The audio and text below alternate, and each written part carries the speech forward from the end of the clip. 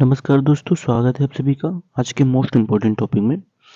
आज का पहला क्वेश्चन है दोस्तों, कौन सी हड्डी केवल एक ही स्थान पर जुड़ी होती है? कौन सी हड्डी केवल एक ही स्थान पर जुड़ी होती है? जिसका सही आंसर हो जाएगा ऑप्शन नंबर बी, हाईआइड। हाइड हड्डी केवल एक ही स्थान पर जुड़ी होती है। अगला प्रश्न है, रीढ़ की हड्डी के कौन से भाग में 7 कशेरुक होते हैं? रीढ़ की हड्डी में कौन से भाग में 7 कशेरुक होते हैं? जिसका सही आंसर है दोस्तों option number B, civic.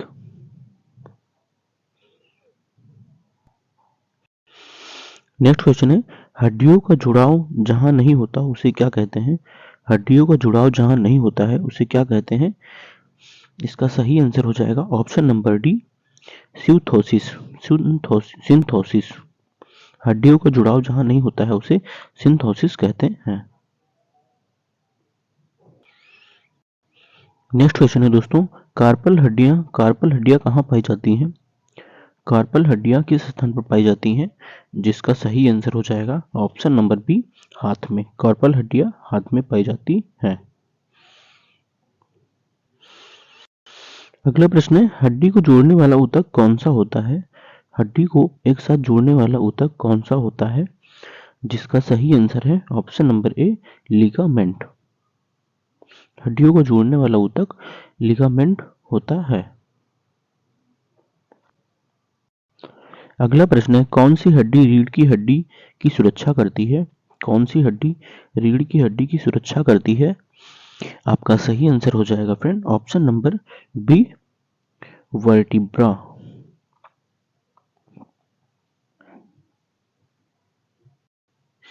Next question है, पेटेले का दूसरा नाम क्या है?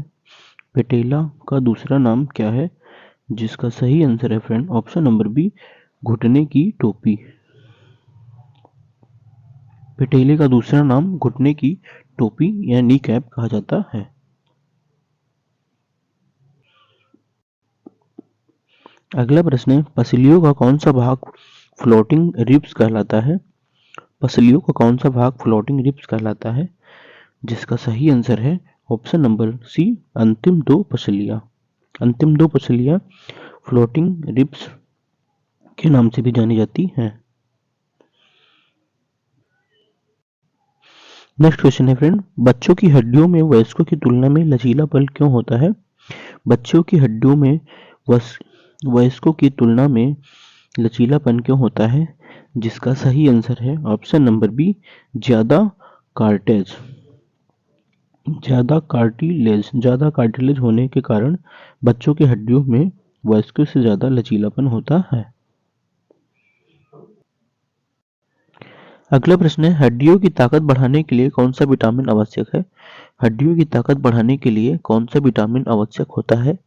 जिसका सही आंसर है friend option number C, vitamin D. अगला प्रश्न है, हड्डियों की बाहरी सतह को क्या कहते हैं? हड्डियों की बाहरी सतह को क्या कहते हैं? जिसका सही आंसर है option number B, periosteum.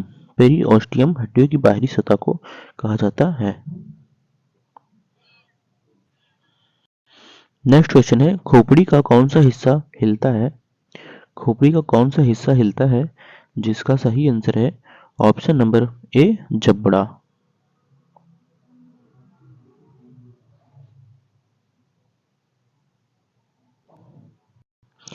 Next question है, रीढ़ की हड्डी के किस हिस्से को टेलबोन कहा जाता है? रीढ़ की हड्डी के किस हिस्से को टेलबोन कहा जाता है? जिसका सही आंसर हो जाएगा दोस्तों ऑप्शन नंबर बी, कोकिक्स।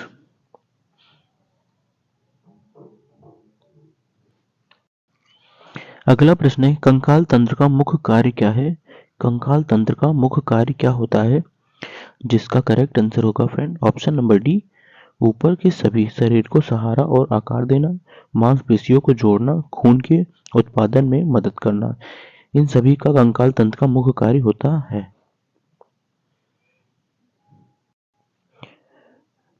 किस प्रकार के जोड़ में कोई हलचल नहीं होती है? किस प्रकार के जोड़ में कोई हलचल नहीं होती है? जिसका सही आंसर होगा दोस्तों ऑप्शन नंबर ए फ्यूचर।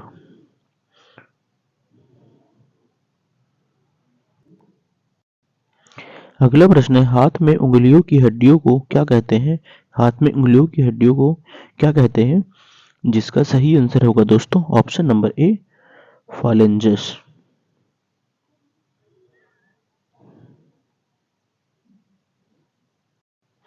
नेक्स्ट क्वेश्चन है, कौन सा जोड़ कूल्हे हिप में पाया जाता है?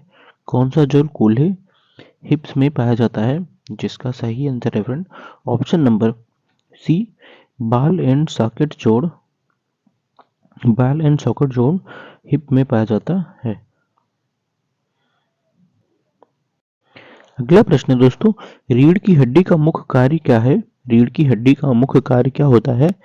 जिसका सही आंसर है ऑप्शन नंबर डी रीढ़ की नस की सुरक्षा करना। रीढ़ की हड्डी का मुख्य कार्य होता है रीढ़ की हड्डी की सुरक्षा करना। नेक्स्ट क्वेश्चन है, कौन सा जोड़ उंगलियों में पाया जाता है?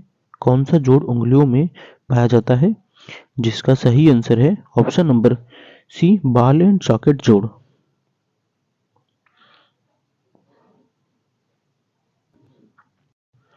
अगला प्रश्न है दोस्तों, पसलियों के किस भाग को सच्ची पसलियां ट्रू राइब्स कहा जाता है?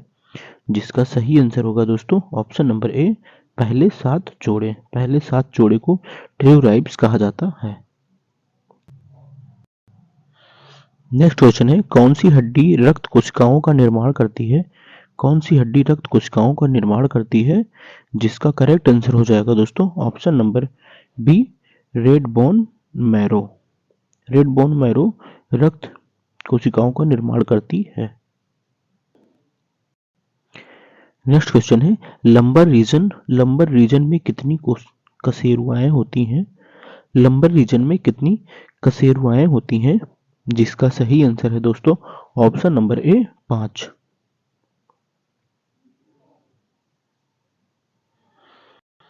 नेक्स्ट क्वेश्चन है, कौन सी हड्डी शरीर के ऊपरी हिस्से का वजन उठाती है?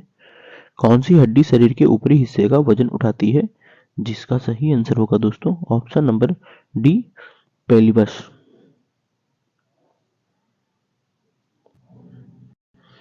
अगला प्रश्न है, शरीर में उपस्थित उपास्थि का मुख्य कार्य क्या है? उपास्थि कार्टिलेज का मुख्य कार्य क्या होता है?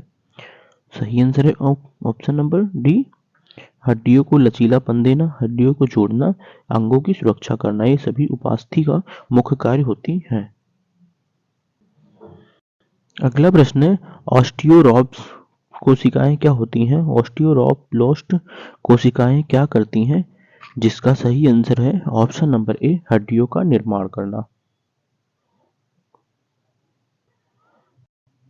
अगला प्रश्न है, कौन सी प्रक्रिया हड्डियों को मजबूत बनाती है? कौन सी प्रक्रिया हड्डियों को मजबूत बनाती है?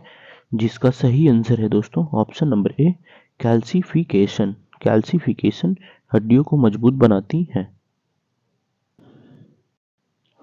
अगला प्रश्न है, नवजात शिशु के शरीर में कुल कितनी हड्डियां होती हैं? नवजात शिशु के शरीर में कुल कितनी हड्डियां होती हैं? जिसका सही आंसर होगा ऑप्शन नंबर सी 300।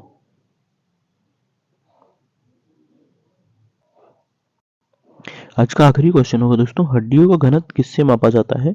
हड्डियों का घनत्व किससे मापा जाता है? जिसका सही आंसर है option number D MRI. MRI करके हड्डियों का घनत्व मापा जाता है।